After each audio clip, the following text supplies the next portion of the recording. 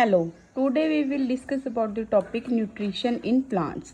Plants are autotrophic and they make their food by the process of photosynthesis. Plants जो होते हैं वो autotrophic होते हैं. ऑटोट्रॉफिक मतलब जो अपना खाना खुद बनाते हैं, और जो अपना वो खाना है वो किस प्रोसेस से बनाते हैं? फोटोसिंथेसिस से. जो फोटोसिंथेसिस के लिए चीज़ें रिक्वायर्ड होती हैं वो क्या क्या होती हैं? Light, chlorophyll and carbon dioxide. During photosynthesis water is oxidised. Photosynthesis के प्रोसेस के टाइम क्या होता है? जो वाटर होता है वो ऑक्सीडाइज हो जाता है और NADP जो निकोटिनामाइड एडनिन डाइन्यूक्लियोटाइड फॉस्फेट होता है वो क्या हो जाता है? रिड्यूस हो जाता है. 6CO2 plus 12H2O in the presence of sunlight and chlorophyll make C6H12O6 plus 6 molecules of water and 6 molecules of oxygen.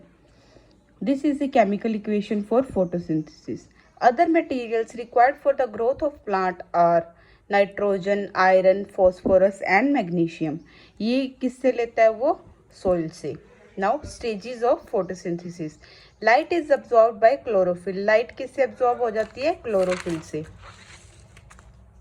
फिर क्या होता है? जो लाइट एनर्जी है वो कन्वर्ट हो जाती है केमिकल एनर्जी में, और जो वाटर है वो स्प्लिट हो जाता है ऑक्सीजन एंड हाइड्रोजन में. कार्बन डाइऑक्साइड जो है वो रिड्यूस हो जाती है कार्बोहाइड्रेट्स में. जो साइट है फोटोसिंथेसिस की वो क्या है? क्लोरोप्लास्ट, जो कि किस में होता है? क्लोरोप्लास्ट होती है साइट फोटोसिंथेसिस की, जो कि कहाँ प्रेजेंट होता है? लीव्स में. There are 4 pigments in leaves: chlorophyll A, chlorophyll B, xanthophylls and carotenoids.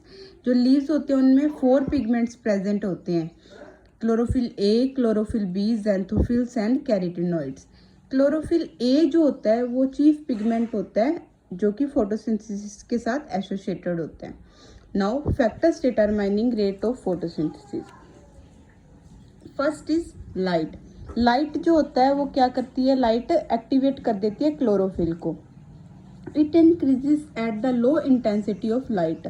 जब जो क्लोरोफिल है वो कब एक्टिवेट होएगी? जब लाइट की क्या होएगी? इंटेंसिटी लो होएगी. Now next is temperature. Between 6 degree Celsius to 37 degree Celsius, the rate of photosynthesis increases and then decreases. जब temperature 6 degree to 37 degree Celsius तक रहता है तब जो फोटोसिंथेसिस का रेट है वो इंक्रीज करता है और उसके बाद क्या कर जाता है? डिक्रीज कर जाता है. Concentration of carbon dioxide. It is a limiting factor of photosynthesis. ये क्या है? एक लिमिटिंग फैक्टर है जो फोटोसिंथेसिस में प्रेजेंट होता है.